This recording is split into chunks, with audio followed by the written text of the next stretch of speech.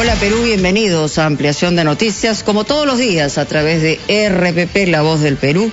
Estamos Fernando Carballo, Carlos Villarreal y quien habla, Mónica Delta. Varios temas que compartir con ustedes a partir de la quincena de febrero, se anunció incluso aquí. Comienzan a repartir los bonos, los beneficiarios, alrededor de 4.2 millones de personas, pero evidentemente lo que todos estamos esperando es que no se repitan los mismos problemas que se registraron en la primera ola, porque los bonos sucesivos, que fueron 5, algunos no terminaron de llegar, y si llegaron, llegaron tarde. Esa es una. Por otro lado, vemos que esta cuarentena tiene unas flexibilidades determinadas. Leí aquí en Gestión que se han dado alrededor de 3.4 millones de pases laborales, así que es una cuarentena flexible, pero nos encantaría saber qué pasa con los indicadores, si es que efectivamente está teniendo algún impacto. Esas cosas las vamos a analizar, las vamos a compartir con ustedes, y por supuesto el tema económico también, que es un tema muy complicado para todos los peruanos. Fernando. Buenos días, Mónica. Buenos días, Carlos. Tú has destacado las cosas más importantes: el aspecto sanitario, el aspecto vida cotidiana, transporte, y para eso pases, y el aspecto económico. Por eso es importante que comencemos ahora hablando con una persona que ha sido ministra del MIDIS y que del terreno podrá decirnos cómo juzga ella, Patricia Donaire. Se trata de lo que se está haciendo para la distribución de los bonos desde el 17 próximo, pero también el tema económico, como tú lo has dicho, Mónica, pasa mucho por las MIPES, por las pequeñas y microempresas, y por eso será muy útil que hablemos en nuestro programa con un dirigente justamente de las MIPES, el señor Hermosa. Muy bien, vamos de inmediato entonces a darle la bienvenida a la ex ministra del MIDIS, Patricia Donaire, y estuvo acompañando en el gabinete al expresidente Vizcarra, y la primera pregunta es bajo la reflexión de que hubo el mejor deseo de que llegara a los más vulnerables el bono, pero no necesariamente llegó de manera oportuna, más allá de los millones de personas que aparecían como beneficiarios. ¿Qué es lo que se debe rectificar en esta entrega de bonos? Patricia, ¿cómo está? Bienvenida. Buenos días, muchas gracias, un saludo a todos ustedes. Definitivamente el bono, el proceso de pago de bono ha ido mejorando paulatinamente a la medida que se ha ido ganando experiencia. Yo podría decir de manera muy particular que las últimas modalidades empleadas para el pago del gran bono, que fue tremendo, o sigue siendo, porque todavía se sigue cobrando, de más de 8 millones de hogares, fueron innovadoras, sí, porque se empleó la billetera digital, se empleó la banca celular, y también se pretendió emplear las cuentas DNI, pero finalmente veo que no se implementaron. Lo que sí me satisface ver en el decreto de urgencia que se ha publicado el día 30 es que se está fortaleciendo el mecanismo de pago a través de estas cuentas DNI, pues se van a crear cuentas a todos aquellos beneficiarios del bono que no las tengan, inclusive sin que estos las soliciten. Pero más allá de la facilidad de hacer el depósito en cuenta, están los mecanismos para retirar tu dinero, que es normalmente ahí donde venían los problemas en las aglomeraciones de personas, y también de repente en cuanto a la identificación de quién debía cobrar el bono. Veo que en esta oportunidad se va a seguir usando la base del Registro Nacional de Hogares, y esto es importante decirlo porque de repente se están creando expectativas adicionales a esta población que va a ser beneficiada.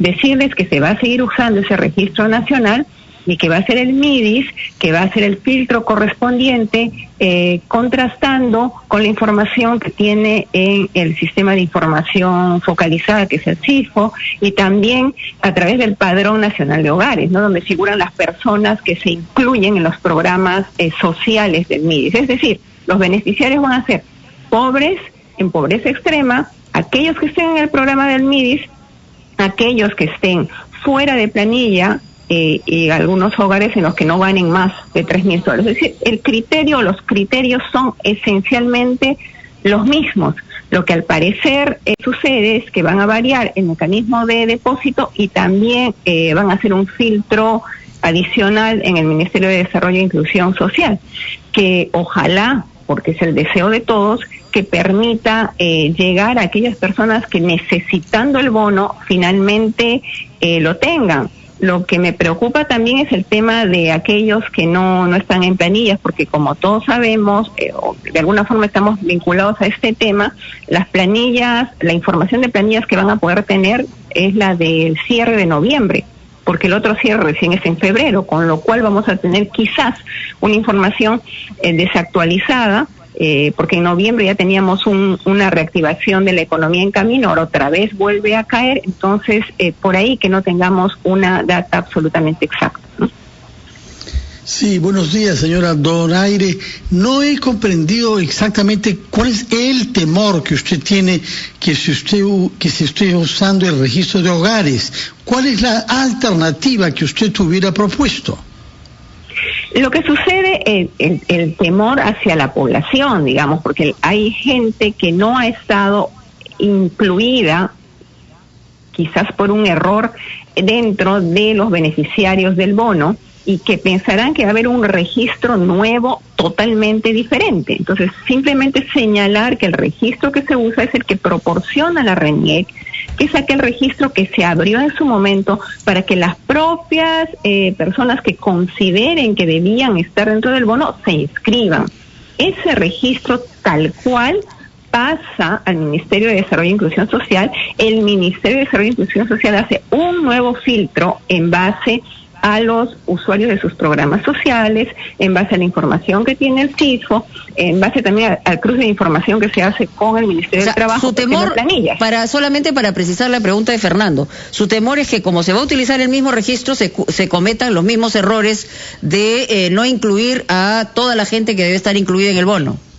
Espero que ese error se supere en la medida que el filtro adicional que aplica el MIDIS sea mucho más exacto, porque se pueden usar, por ejemplo, ya que Fernando me pide alternativas, se puede usar información de las intervenciones temporales que se hicieron con los programas Juntos, Contigo, para poder determinar qué otras personas tienen esta necesidad de acceder al bono y que están en una circunstancia de pobreza y pobreza extrema, porque recordemos que hay muchos que han pasado ya la línea de la pobreza y otros que están a punto de pasar.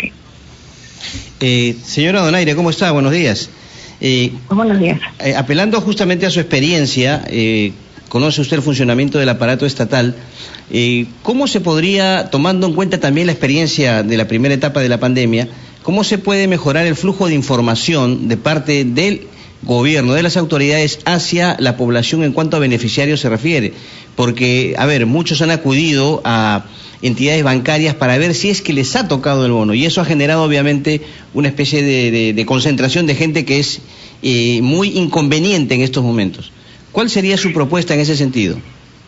El trabajo conjunto, sobre todo para las zonas rurales, con los gobiernos locales es fundamental, porque son ellos quienes nos ayudan a transmitir en las zonas más alejadas quiénes son los beneficiarios del bono. El tema de la página web también es importante y que se implementó en su momento, y entiendo que la van a hacer mucho más simple de lo que ya era, se va a mejorar el sistema de la página web, y también la comunicación a través de la central, que si bien es cierto ha hado muchas quejas, creo que de cierta forma ha mejorado, nunca va a ser perfecta. Recuerden que ahora va a haber menos beneficiarios del bono, son 4 millones, son la mitad de lo que se estaba pagando. Yo creo que esto va a facilitar a que el flujo de información corra mejor, y recordar también, ya que se toca el tema de mejoras, que al llegar a un universo menor,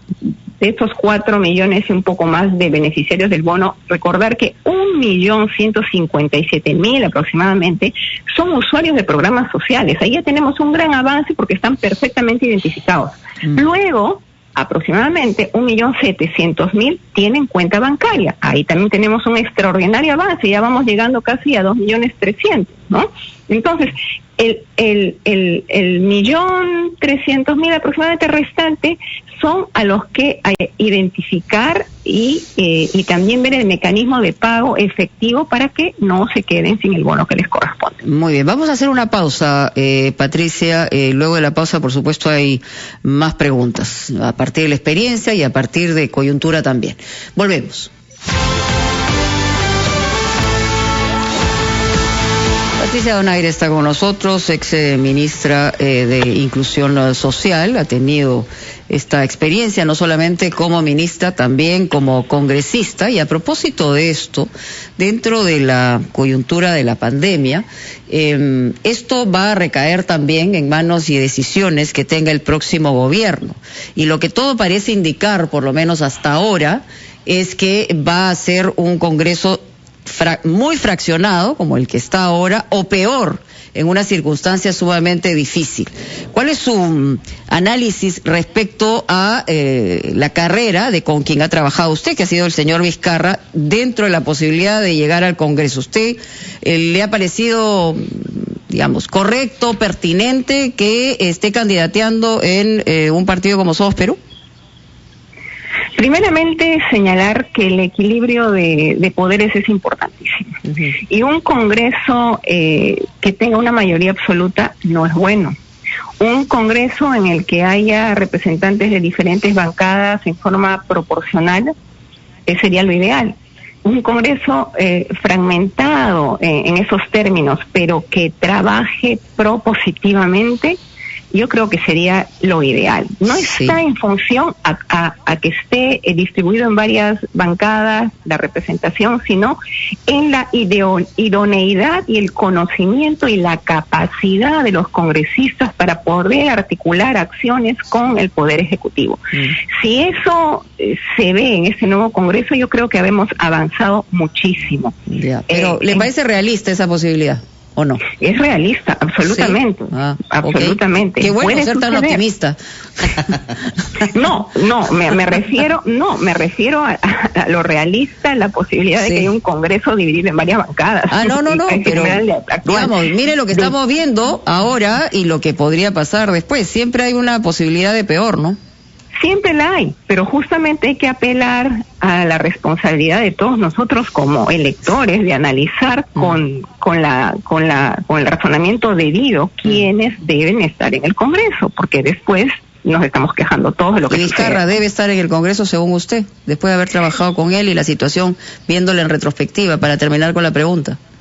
Habría que ver cuál es el papel que va a desempeñar en el Congreso. Estoy escuchando sus mensajes que da semanalmente con el conocimiento que tiene desde el Poder Ejecutivo. Habría que ver las propuestas a nivel legislativo. Yo creo que la experiencia en el Ejecutivo permite trasladar hacia el Legislativo la posibilidad de hacer marcos legales importantes. Por ejemplo, en este tema de las ollas comunes que está en esta situación de pandemia con una trascendencia fundamental de ser solucionado, creo que un congresista, no solamente los que puedan venir o los que están, tienen que plantear una legislación de emergencia en la que se incluyan las ollas comunes. Señora Donaire, disculpe, hablando justamente del Congreso, el señor Vizcarra ha dicho en varias oportunidades que este Congreso tiene responsabilidad muy grande en el agravamiento de la crisis sanitaria y básicamente con el tema vinculado a la llegada de las vacunas, porque ellos, según él, se interesaron en otro tema que era la vacancia presidencial. ¿Usted está de acuerdo con esta afirmación del señor Vizcarra? Lo que sucede es que la vacancia ha llegado a una circunstancia muy complicada para todos, una situación de pandemia. Entonces, en un escenario de pandemia, sufrir de una crisis política de esa envergadura, obviamente trae complicaciones y trae ciertas responsabilidades. Entonces, creo que en ese marco se podría apreciar cuál es la opinión del señor Vizcarra. ¿Usted qué dice? ¿Está de acuerdo con su opinión? Yo creo que en una circunstancia así es difícil que un país avance. La emergencia nos ha encontrado en un país ya complicado y con una crisis política lo hizo más complicado aún. Y estamos viviendo todavía ese escenario. ¿Y qué responsabilidad tiene el señor Vizcarra como presidente que fue? Eso lo determinará el Congreso de la República, si es que la hubiera, y si hay responsabilidades políticas, recuerden que las acompañan a todo el gabinete, no al señor Vizcarra específicamente, según la Constitución. Y creo que como gabinete hemos actuado responsablemente. Por lo menos en el sector que me tocó asumir, hemos hecho absolutamente todos los esfuerzos para tratar de llegar a las personas más pobres y vulnerables.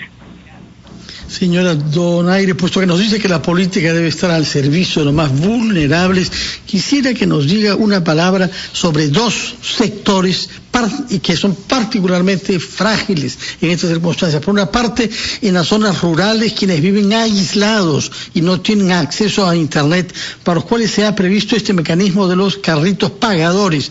Quisiera que nos explique cuán bien funcionan, y por otra parte, en las ciudades, ¿qué se puede hacer para respaldar a las ollas comunes, a las ollas populares que, como sabemos, permiten comer a mucha gente que de otra manera no tendrían sustento de alimentos?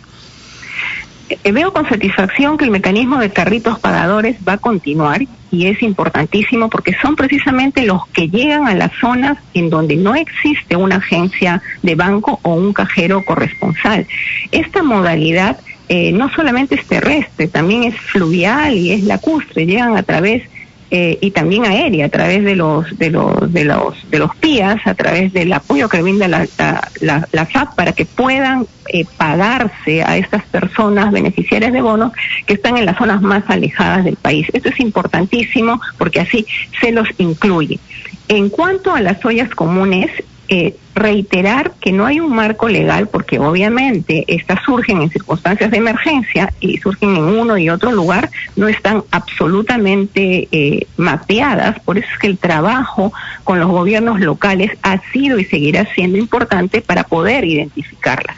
No hay un presupuesto para ollas comunes, no lo hay porque no tienen una partida asignada, porque obviamente no existen legalmente. Entonces acá hay dos problemas: uno, el presupuesto, y otro, la regulación de las mismas. En cuanto al presupuesto, en su momento se solucionó a través del decreto legislativo 1472, usando los saldos del programa Carihualma. Hemos usado aproximadamente 22 millones de soles que se han destinado. Pero en este momento ya no existe eso. Entonces, habría que reorientar el presupuesto de algunos programas a través de algún decreto de urgencia o usar fondos de contingencia. Es la única salida inmediata para atender a las ollas comunes. Y paralelamente, ver una regulación de emergencia sanitaria a través del Congreso o a través de alguna propuesta del Poder Ejecutivo para incorporar a las ollas comunes. ¿Usted considera que en la situación en la que estamos va a ser suficiente un bono o va a tener que, siguiendo el subsidio, haber otro muy cercano, entre febrero y marzo, antes del proceso electoral? Este bono ya va a llegar casi al finales de la emergencia. Si hay una prórroga de la emergencia, definitivamente va a tener que ser acompañada con un bono, sobre todo si las personas que vivían día a día del diario, de sus ventas, tienen que quedarse en casa. Entonces hay que tratar de mantener su economía en pie y asistirlas mientras esto dure, y también tratar de ampliar la cobertura de los programas sociales, puesto que el crecimiento de la pobreza ha sido bastante fuerte y las personas que están a punto de caer en ella aún son más, y en las zonas urbanas lo vemos que crece a diario. Señora Donaire, ¿cuál es su evaluación en términos generales acerca de la labor o la actuación del Ejecutivo, del gobierno de Francisco Sagasti en la lucha contra la pandemia? Hay quienes consideran que ha faltado más decisión, tomar decisiones fundamentales en momentos oportunos. ¿Cuál es su análisis? Es difícil tomar decisiones, sobre todo referidas a una emergencia sanitaria en donde se entiende y se comprende que las personas necesitan estar circulando para poder tener un ingreso diario. Tomar medidas como las que se han tomado es complicado. Yo creo que debió ser antes, sí, porque ya había una información respecto al incremento de casos y de contagios. Cuestiono la oportunidad, la necesidad de las medidas no, pero creo que tiene que hacerse una política mucho más agresiva para enfrentar la pandemia. El tema de las ollas tiene que abordarse ya, el tema de la oportunidad para el pago de bonos también, el de la contención en zona rural. Entonces yo creo que hay medidas que deben ser paralelas. Y le quiero hacer una pregunta como excongresista. Recordamos las marchas ocurridas el 14 de noviembre y se ha iniciado ayer una indagación preliminar contra el congresista Alberto de Belaúnde por dar a conocer una lista de desaparecidos durante esas manifestaciones. ¿Usted cree que se justifica una indagación de esta naturaleza? La Comisión de Ética no está haciendo el papel que le corresponde. Me parece un exceso que puedan llevar a un congresista a la Comisión de Ética por estar cumpliendo con su labor de representación y de fiscalización. Entonces, creo que están excediéndose en sus funciones o no comprenden cuál es el papel que debe hacer esta comisión dentro del Congreso. De ahí que es importante que se reforme su composición. Creo que hay propuestas precisamente del congresista de Belaúnde respecto a que esta comisión esté conformada por personas ajenas al Congreso en sí para poder actuar con mayor imparcialidad y criterio. Señora Donaire, estamos hablando hasta ahora sobre las acciones de emergencia que hay que implementar y que pilotea el MIDIS para paliar necesidades. Pero ¿por qué no hablar también sobre actitudes preventivas, tal como la operación Taita, que se hizo hace unos meses con mucha eficacia y que se paralizó de facto luego? ¿Qué nos puede decir sobre la experiencia que tuvo usted en la que el MIDIS colaboraba con la operación Taita, puesto que tiene registros sobre los sectores que deben ser abordados por los beneficios que se previó en Taita? La operación Taita fue importantísima, debe continuar. Escuché que va a continuar, lo dijo la Premier. Es importante llegar a ese sector de la población bastante vulnerable, pero así como la operación Taita, también es importante que continúe esta intervención de Amachay, que está a cargo del MIDIS, que llega a las personas adultas mayores y a las personas en discapacidad severa en el marco de la emergencia. Esta intervención terminó en diciembre, ojalá continúe, porque va a permitir también hacer un seguimiento de estas personas respecto a su salud física, emocional y también en los casos de violencia familiar en los que se hace un trabajo conjunto con el Ministerio de la Mujer. Hay que fortalecer este tipo de intervenciones, hay que trabajar con los gobiernos locales para identificar a los nuevos pobres, que ya son más, y ver la forma de ampliar la cobertura y cerrar brechas. Se dice que la pandemia hasta ahora ha subido y ha generado un 10% más de pobres en el país, y esto es un porcentaje muy grande y muy impactante. Muchas gracias a Patricia Donaire por estar con nosotros en Ampliación de Noticias. La hora en punto. Nos vamos a titulares.